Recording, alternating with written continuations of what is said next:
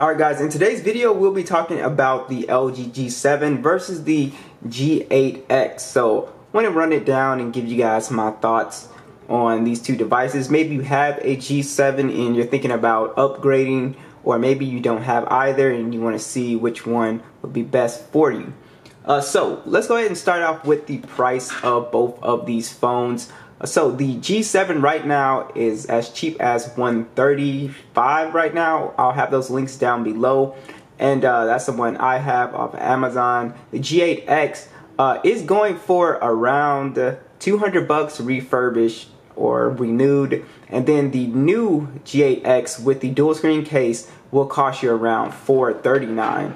So hardware wise, you will notice that both phones are very premium to the feel. You have glass and metal on both of these phones, kind of the same design. The G7 is a little bit smaller and not as wide as the G8X. As you can see, it's a little bit taller, a little bit wider than the G8X, so it is more ideal for someone with smaller hands. This phone is going to be way more comfortable than the G8X, and it does feel lighter as well. Button layout is essentially the same on both of these devices. Power button on your right side.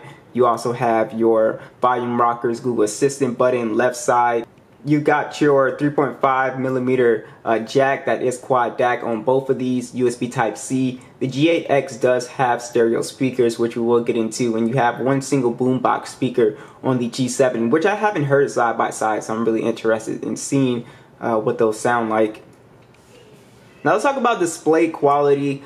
This is kind of a big difference here. There is a noticeable difference. So on the G7, you have an IPS display. It's HDR10 at 6.1 inches, 1440p, 564 for the PPI. On the G8X, you have an OLED display, HDR10, 1080p, 6.4 inches, 403 for the PPI. So one of the things you'll notice is that the G7 is a much sharper display than the G8X for sure. It's 1440p versus the 1080p. If you just bring up, gaming or watching 1440p video on YouTube versus 1080p, you will notice the difference. It's not a massive difference, but the one thing I've noticed the most, like I guess the one thing, because you don't really notice it that much, but you'll notice icons look super sharp and detailed on a 1440p display, like on the G7 here, and everything looks good on the G8X display, but it's just not as sharp. So if you're somebody that really likes just high resolution screens, the G7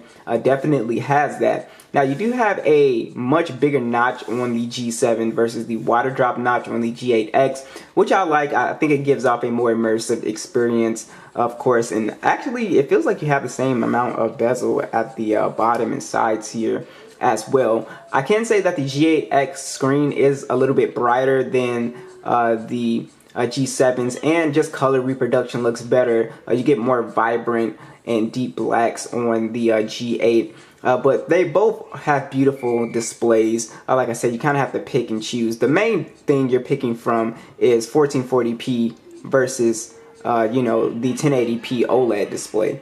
So that is something you have to make a decision about, but overall both displays are beautiful, have no issues with them.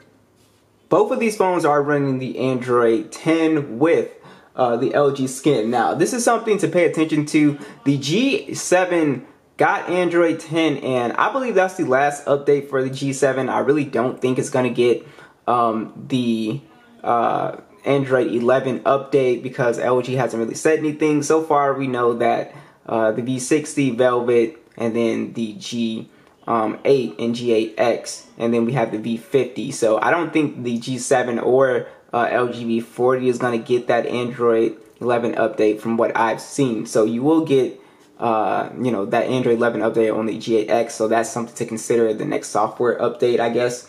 So you do have the Snapdragon 845 on the G7, Adreno 630, micro SD support, 64 gigs of internal storage, and 4 gigs of RAM. On the G8X, you have the Snapdragon 855, Adreno 640, micro SD support, and Adreno 640. You also get 128 gigs of internal storage and 6 gigs of RAM. So you get more RAM on the base model on the G8 and more storage on the G8 as well. So let's see how this translates to real world performance. Let's go ahead and launch some applications, starting with Subway Surfer.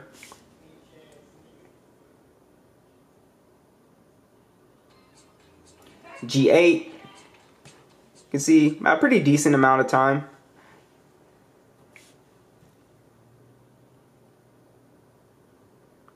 G8. So, you know, we don't really expect the G7 to really beat the G8. It wouldn't really make sense. But as you can see, the G7 is not like massively slow running this Android 10. It's pretty fast and it's keeping up. As we can see, it looks like it almost pretty much tied there with Temple Run here. So as you can see, it's not a huge difference with speed, but it is something that you know, you will notice a slight, you know, speed improvement here. So let's go ahead and open PUBG, heavier game here. If I can find it, 3, 2, 1. See which one opens up faster. And what you'll find out is that there's not a huge difference in gaming performance, and I will go ahead and show you the gaming graphics settings on both of these phones. The G7 is extremely capable of still playing games at very high settings, which you will see. And it looks like, yeah, G8X got it there, G7 right behind it. Alright, so as you can see, let's check out the graphics settings here. On the G7, we can go to HDR, but we can't go to, you know, Ultra HD. On the G8X, we can go to Ultra HD, you know, with extreme graphics on here. So you do have higher gaming settings on the G8X here. I can't go to it because it says I have to download it in the lobby, but you can do that on the G8X. So you will have slightly better gaming performance as far as FPS and just the overall texture and graphics and stuff like that. But as you can see, they both look great. Both of these phones can play games, Call of Duty, Fortnite at high settings, no problem. So these are two excellent gaming phones, as you can see. Just super smooth, very fast. Alright, let's see which one sounds better. I have not heard these two side by side actually, so let's start off with the G8X. It does have stereo speakers, but you have the boombox speaker on the G7.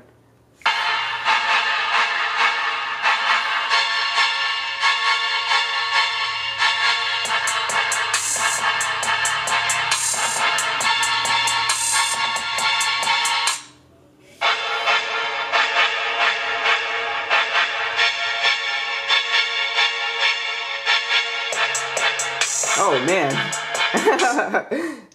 man, I forgot how good the G7 speaker is. Yo, it's like such a huge difference in terms of like the bass quality. Like you can actually feel the bass. It's so cool. Like that's one of the things that I fell in love with this phone. You can actually feel the bass. Like I'm like my hands on the table, but I can actually feel it. It's just one of those phones that gives off amazing speaker quality. It's really funny, man. Yeah, I actually feel the thump and vibration like on the table. So the G7's, you know, boombox speaker is really cool. If you guys haven't heard it, I suggest if you're gonna pick one up, if you like that, it's really fun. It's something that I always like appreciate because I haven't heard it in like a good while. So I always like wow when I hear it. Let's talk about your additional features. So this is also another essential part here with your decision making, guys. So both these phones have IP68 dust and water resistant. You get them wet or whatever, they won't, you know, break immediately. Your fingerprint scanner situation. So there is no face unlock on the G8X, which I hate. But your in-display fingerprint sensor works fine. I haven't had an issue with it. Is it the fastest one I've ever used? No, but I've never had an issue. But I would have, you know, liked to see face unlock. The G7, you have face unlock and you have your physical fingerprint scanner. So I feel like getting into the G7 is going to be overall faster because you got the fingerprint scanner, but you know, sometimes you want to use the face unlock, which is perfectly fine. So I just feel like if you have more ways to get into your phone, it's always appreciated. And the physical one is faster than the in-display one, but I will give cool points to the G8X just for having an in-display one. I always, you know, thought that was cool since the first time the tech came out. But I do think getting into your phone is faster on the G7. So both have the quad DAC with 3.5mm jack. You have high quality headphones. You can get some really amazing sound out of here. Now, this is a big decision making factor. The G8X has the dual screen case capability, which means that you can use it basically like having two phones. So imagine like two of these stuck together like this. That's basically what the G8X can do. So if I was like went to YouTube and then went to Instagram, I can have true multitasking on my G8X, which is really cool. So you can use the G8X as like a little touchscreen gamepad. There's a lot of stuff you can do with it. Like I said, it's mostly the gist of it is true multitasking, right? So if that's something that interests you, you can pick that up. It is like, I believe, if you're gonna pick up the phone refurbished and then get the case, it'll be like $100 for the case. So that is something you're gonna have to spend that extra money, but that is definitely a cool thing if you're somebody that is a power user. All right, so let's talk about the camera quality. So off the rip, just to give you a simple answer, the G8X does take better photos than the G7. Of course, it wouldn't make sense if it did not. So let me just run down the specs and show you the pictures. It's not like it's a crazy difference, but it is better. I will give it that. It's better. So you do have on the G7 a 16 megapixel standard and a 16 megapixel ultra wide 4K video with an 8 megapixel selfie that shoots in 1080p. The G7's photos look really good, especially if you want to throw Gcam on there. I did a video on how to download and install it and all that stuff. It's super simple. The G7 still takes really high detailed photos still. I think, you know, white balance hasn't aged that well on the G7. Like, you get really overexposed shots sometimes if there's a lot of light, but overall it takes really good photos. You guys can see this, the pictures speak for themselves. Good color reproduction as well. You get very vibrant colors, good selfie camera. The G7's cameras are really good for considering the price it's at right now. And switching over to the G8X, you can see on this phone, it takes excellent photos. What I love about this camera is that you get very natural looking colors with the image processing, which is something I've always appreciated. Got a 12 megapixel standard, 13 megapixel ultra wide. Get 4K video on the back and a 32 megapixel selfie, also with 4K video on the selfie camera. And like I said, natural looking video, natural looking shots, great detail, dynamic range. Overall, the G8X camera is going to be, to me, slightly better than the G7 for sure. Alright, last thing, let's talk about the battery situation. The G7 has a 3000 milliamp battery versus the 4000 milliamp battery in the G8X. Both of these phones have wireless charging. The G8X charges slightly faster at 21 watts versus the 18 watts on the G7. So basically, the G8X has better battery life. Now, again, that's without the dual screen case. Dual screen case, you're probably going to get the same battery life. So my G7 does around 6 hours and 30 minutes of screen on time. Again, it's not crazy, but it is a full day's use. With the G8X, you can squeeze around 8 hours of screen on time with this phone. Again, without the dual screen case, you can definitely take maybe an hour or two off of that with the dual screen case.